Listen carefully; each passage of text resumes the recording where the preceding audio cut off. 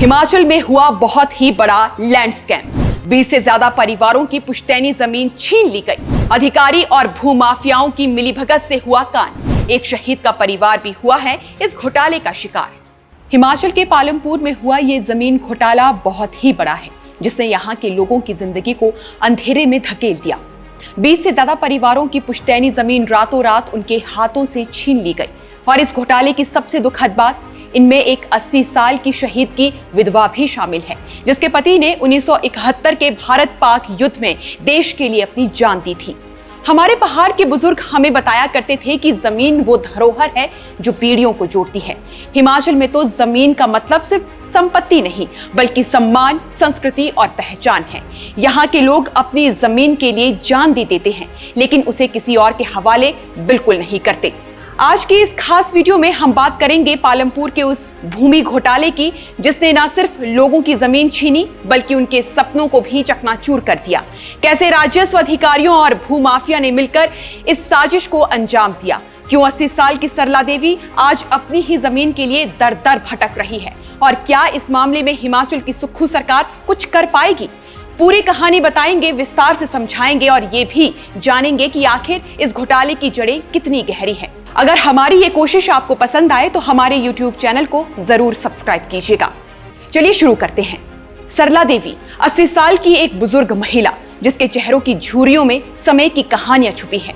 1971 में जब भारत और पाकिस्तान के बीच जंग छिड़ी थी, तब सरला देवी के पति ने देश की रक्षा के लिए अपनी जान की बाजी लगा दी। वो शहीद हो गए, लेकिन सरला देवी को गर्व था कि उनके पति ने देश के लिए बलिदान दिया। उस बलिदान का इनाम था एक छोटा सा जमीन का टुकड़ा, जो सरला देवी के पिता ने 1972 में उनके नाम कर दिया था। उस जमीन पर सरला देवी ने अपने बच्चों को पाला, अपनी फसलें उगाई और अपने शहीद पति की यादों को संजोया। लेकिन क्या आपने कभी सोचा है कि जो जमीन किसी की जिंदगी का आधार हो, वो रातों रात कैसे किसी और की हो सकती है। सरला देवी के साथ यही हुआ। एक दिन जब वो अपने रिकॉर्ड चेक करने गई, तो पता चला कि उनकी जमीन उनके नाम पर है ही नहीं, रिकॉर्ड में किसी और का नाम है। सरला देवी ने बताया कि उनकी जमीन को बिना उनकी मंजूरी, बिना किसी नोटिस के हस्तांतरित कर दिया गया। और सिर्फ सरला देवी ही नहीं, सीताराम, विनोद कुमार, विजय कुमार और प्रीतम चंद जैसे कई स्थानीय लोग इस घोटाले का शिकार बने। आपकी जानकारी के लिए मैं बता दूं कि हिमाचल प्रदेश में 1972 में एक कानून बनाया गया था, हिमाचल प्रदेश भूमि अधिनियम। इसके तहत गैर हिमाचली लोगों को जमीन हस्तांतरित करने पर सख्त रोक थी। मकसद था हिमाचल की जमीन यहाँ के लोगों के पास ही रहे। लेकिन पालमपुर में इस कानून की धज्जियां उड़ा दी गई। अक्टूबर 1972 में जब ये कानून लागू हुआ, उसी दौरान सरला देवी और अन्य लोगों की जमीनों को धोखे से हस्तांतरित करना शुरू कर दिया गया। सवाल यह है कि आखिर ये हुआ कैसे। जवाब है राजस्व अधिकारियों और भूमाफिया की मिलीभगत। इन लोगों ने रिकॉर्ड में हेराफेरी की, फर्जी कागजात बनाए और जमीन को प्रभावशाली लोगों के नाम कर दिया।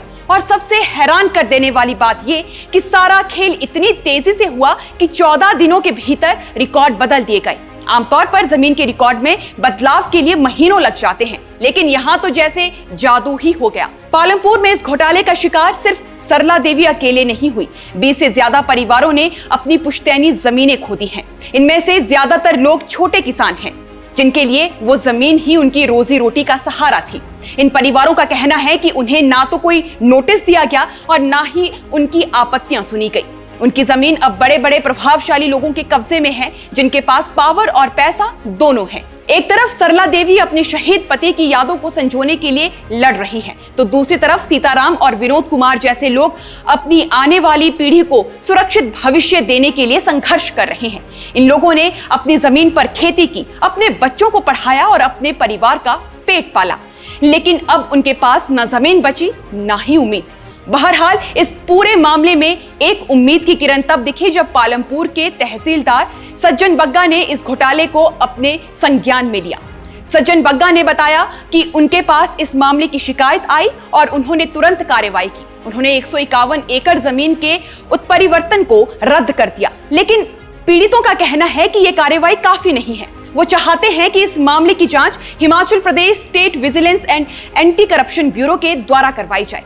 सज्जन बग्गा ने यह भी वादा किया है कि दोषी राजस्व अधिकारियों के खिलाफ सख्त कार्रवाई होगी। लेकिन सवाल यह है कि क्या यह कार्रवाई वाकई में पीड़ितों को उनकी जमीन वापस दिला पाएगी या फिर यह सिर्फ एक और खोखला वादा बनकर रह जाएगा। इस पूरे घोटाले को लेकर अब राजनीति बयानबाजी भी तेज हो चुकी है। भाजपा विधायक सुधीर शर्मा ने इस मामले में बड़ा बयान दिया है। अब इस भूमि घोटाले पर उनका कहना है कि पालमपुर का यह मामला कोई इकलौता मामला नहीं है। कनबाड़ी, भट्ट, बनूरी और आसपास के क्षेत्रों में भी बड़े पैमाने पर जमीनों की हेराफेरी हुई है।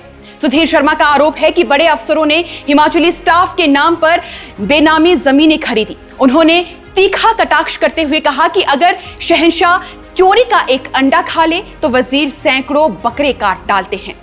उनका यह बयान न सिर्फ सत्ता की चुप्पी पर सवाल खड़ा करता है बल्कि इस पूरे सिस्टम की मिलीभगत की ओर इशारा करता है।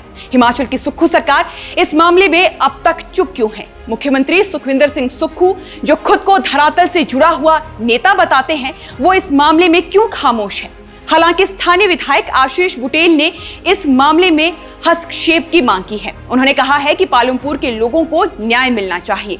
अगर हम इस घोटाले की जड़ तक जाएं तो एक बात साफ हो जाती है कि ये पावर और पैसे का खेल है। हिमाचल में जमीन की कीमतें आसमान छू रही है। पालमपुर जैसे इलाके जो अपनी प्राकृतिक सुंदरता के लिए मशहूर है, अब बड़े बड़े लोगों की नजरों में है। ये लोग यहाँ की जमीन को हथियाना चाहते हैं ताकि रिजॉर्ट्स, होटल्स और बड़े बड़े प्रोजेक्ट्स बना सके और इस खेल में राजस्व अधिकारी उनके सबसे बड़े हथियार बन जाते हैं। पालमपुर का ये भूमि घोटाला सिर्फ एक घटना नहीं बल्कि एक सबक है। ये हमें बताता है कि अगर हम अपनी जमीन, अपनी धरोहर को नहीं बचाएंगे तो कोई और उसे छीन लेगा। सरला देवी और उन 20 परिवारों की कहानी हर हिमाचली की कहानी है। उनकी लड़ाई हमारी लड़ाई है। हमारी कोशिश थी कि इस मामले को आपके सामने आसान भाषा में विस्तार से रख सके। अगर आपको हमारी ये कोशिश पसंद आई हो तो वीडियो को लाइक करें, शेयर करें और हमारे YouTube चैनल को सब्सक्राइब करना ना भूलें। अभी के लिए फिलहाल बस इतना ही। नमस्कार।